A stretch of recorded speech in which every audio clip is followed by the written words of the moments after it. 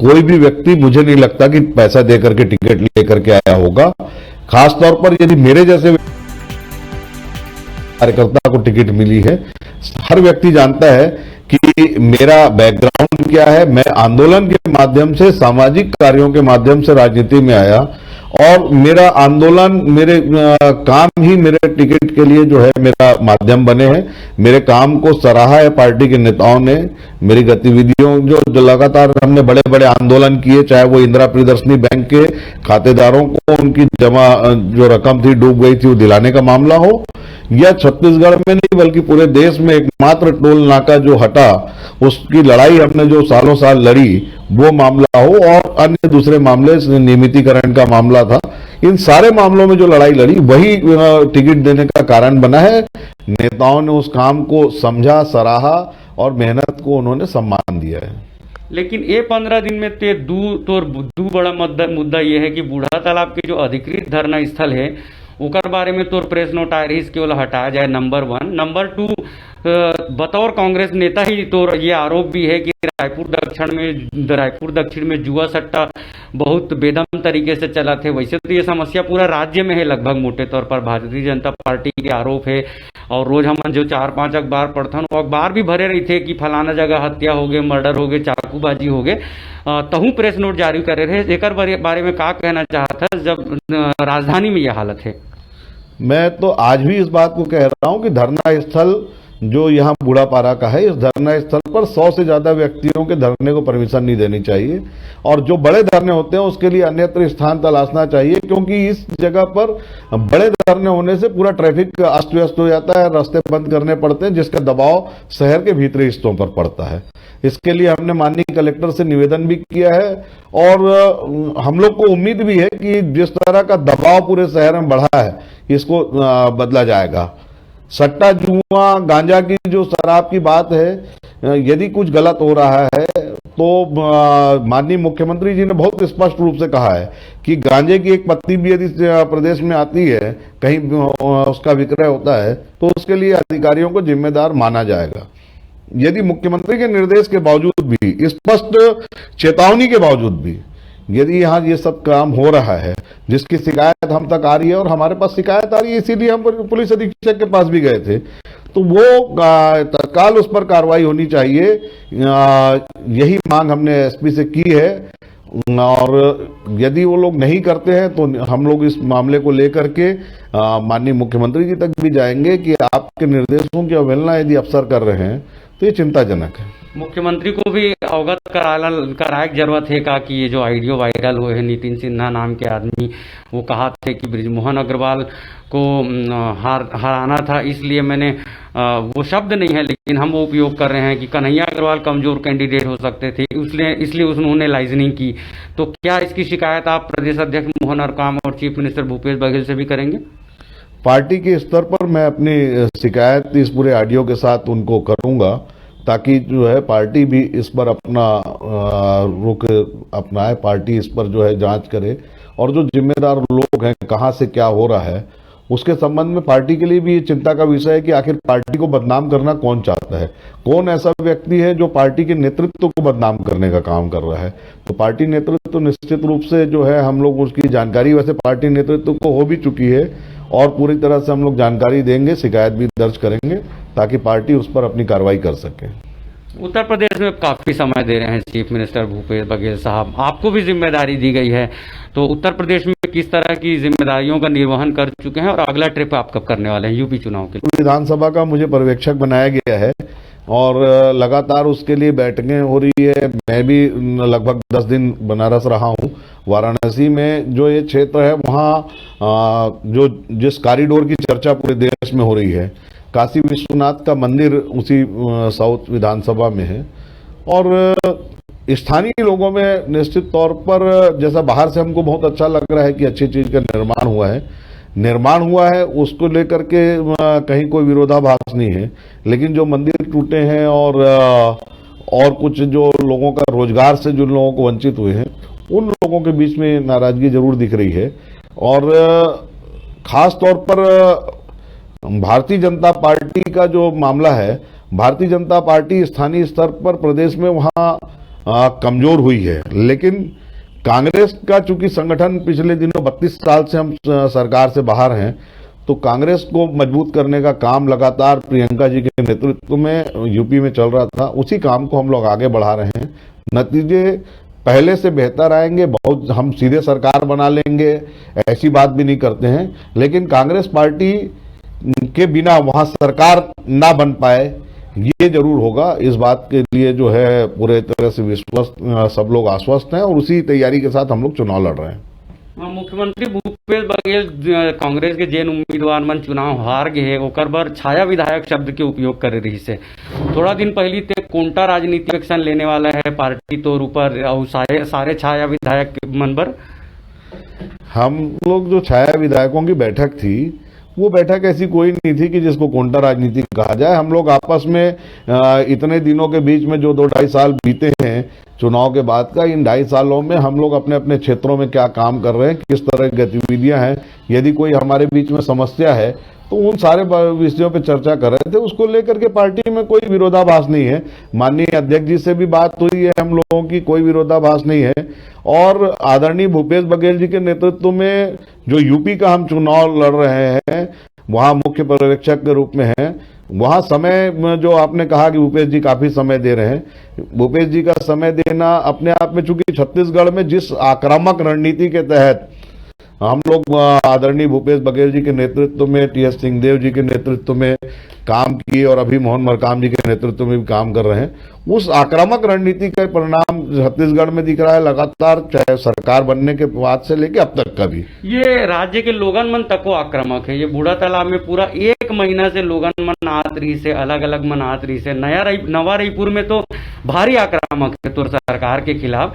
तो एक तरफ सरकार अभी 18 दिसंबर को बड़ा कूद के बताइस कि भूपेश बघेल फलाना कर दिस, ढेकाना कर दिस कही के, और 1 मिनट में वो अनुज्ञा पत्र जारी हुई जैसे तको बात है। लेकिन ये जो नवा रायपुर में एनआरडीए के बाहर जो किसान मन बैठे हैं, ओकर बारे में तो का कहना है बतौर प्रदेश महामंत्री? देखिए, छत्तीसगढ़ में कांग्रेस की सरकार ने जिस तेजी के साथ काम किया और जितने वादों को पूरा किया है, ऐसी सरकार पूरे इतिहास में नहीं मिलेगी।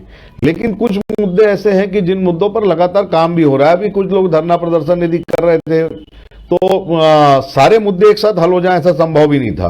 और पिछला साल 1.5 साल से हम लोग कोरोना से लगातार जूझ रहे थे। पहली प्राथमिकता वो थी कि उससे निपटा जाए, फिर पुनः कोरोना चालू हो गया। लेकिन इस बीच में सरकार ने हर विषय को छुआ और जो महत्वपूर्ण जितने विषय थे उस पर काम भी किया है। अब किसान कोई भी ऐसा वर्ग नहीं होगा जिस वर्ग को नाराजगी इस सरकार से बचेगी, क्योंकि मूलतः जब हम पूरा कर चुके हैं इतने कम समय में, तो वो लोग इस बात को कर रहे हैं जिन लोगों ने 5 साल नहीं 15 साल में अपने वादों को छुआ तक नहीं था।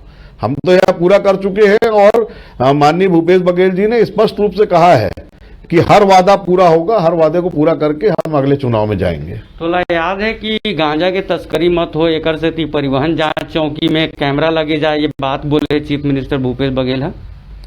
आदरणीय, मैं तो अभी थोड़ी देर पहले मैंने कहा कि भूपेश बघेल जी ने बहुत स्पष्ट रूप से कहा है कि गांजा इस प्रदेश में नहीं आना चाहिए। और ये उनकी चेतावनी के बाद का असर भी दिख रहा है कि लगातार जो हम रोज पढ़ रहे हैं कि आज 5 करोड़ का गांजा जब्त हुआ, आज 2 करोड़ का जब्त हुआ, 10 करोड़ का जब्त हुआ। तो ये गांजे का जो परिवहन के लिए इस कॉरिडोर का जो इस्तेमाल हो रहा है छत्तीसगढ़ का, उस कॉरिडोर का भी इस्तेमाल मत हो, इस बात के लिए मुख्यमंत्री की चेतावनी जो थी और लगातार उस चेतावनी का असर होता दिख रहा है कि गांजा यहां से सप्लाई के रास्ते बंद हो रहे हैं। लेकिन रेत घाटों में कैमरे नहीं लगे, रेत घाट में कैमरे लगे नहीं, और परिवहन जांच चौकी यदि हम कैमरा लगाना चाह रहे हैं तो ये दो मुंहापन नहीं लगता है सरकार का? देखिए, अलग अलग यदि वहां पर भी आवश्यकता महसूस होगी तो सरकार उस संबंध में भी निर्णय लेगी। जहां जहां ऐसी आवश्यकता महसूस हो रही है वहां वहां निर्णय लेकर के सरकार आवश्यक कदम उठा रही, चाहे वो कैमरे लगाने का मामला हो या बल लगा करके वहां जांच करने का मामला हो। हर उस जगह जहां पर गलत हो रहा हो, उस गलत कार्रवाई को रोकने के लिए सरकार कटिबद्ध है।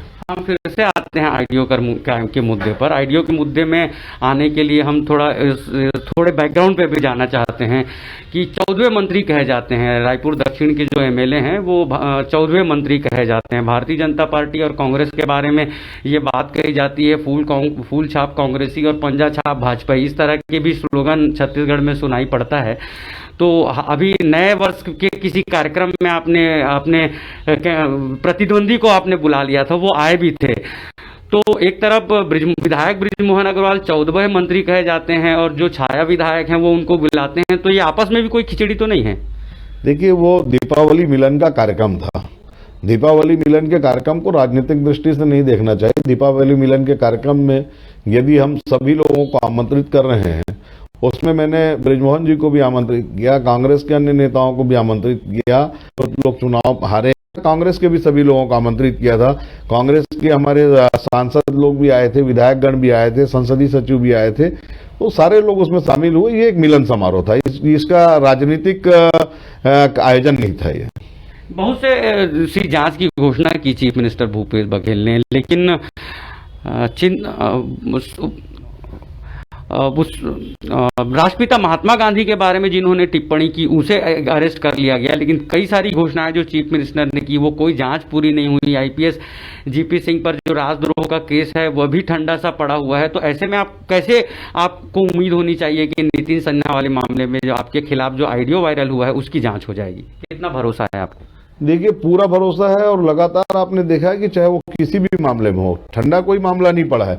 यदि कोई सुप्रीम कोर्ट चला जा रहा है, सुप्रीम कोर्ट में सुनवाई चल रही है, अब सुप्रीम कोर्ट ने उसको जो है रिजेक्ट कर दिया है, उनके मामले को जो राहत उन्होंने मांगी थी, तो कार्रवाई के लिए दल तुरंत रवाना हो चुके हैं।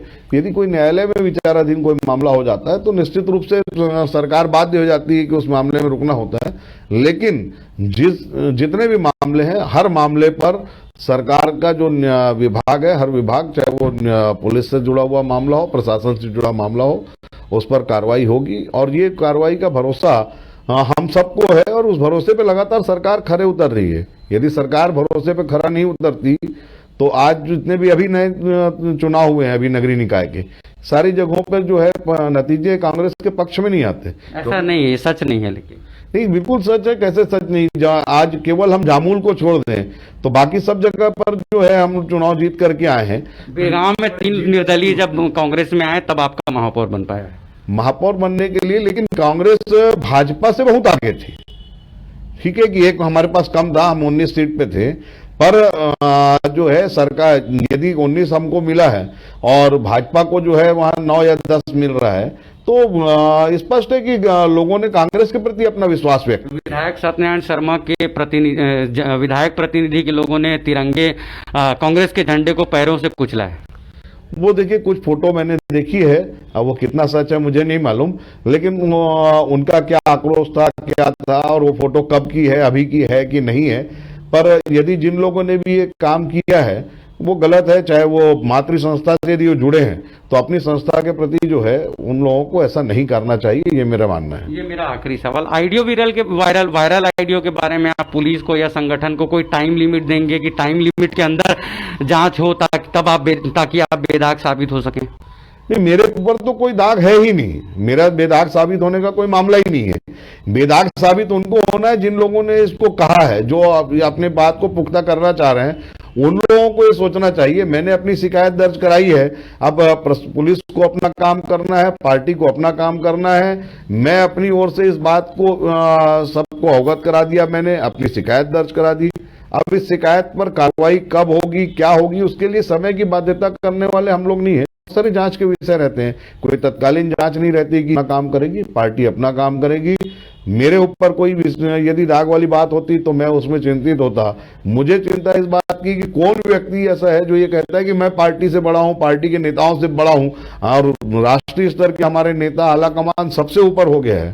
तो वो चिंता का विषय है, उस पर जो है जांच होगी और निश्चित रूप से जो इस बात को कह रहे हैं उन लोगों का नाम सामने आना चाहिए। हम बात कर रहे थे रायपुर दक्षिण से चुनाव लड़ चुके कन्हैया अग्रवाल साहब से। कन्हैया अग्रवाल साहब ने से जब हम बात कर रहे थे तो कांग्रेस के मुद्दों पर हमने बात की, यूपी चुनाव के बारे में उनसे बात की, क्योंकि प्रदेश महामंत्री का उनके पास जिम्मेदारी है और विधानसभा चुनाव लड़ चुके हैं। तो ऐसे में हमारी ये ड्यूटी बनती थी कि हम ज़्यादा से ज़्यादा मुद्दों पर उनसे बात करें। वायरल ऑडियो के बारे में कन्हैया अग्रवाल साहब का ये कहना है कि वो जांच चाहते हैं, लेकिन किसी तरह की टाइम लिमिट की वो बात नहीं कर रहे हैं। तो सारे सवालों का जवाब आपने कन्हैया अग्रवाल साहब हमको दिया, समय दिया, आपका बहुत बहुत धन्यवाद सर। धन्यवाद आपका।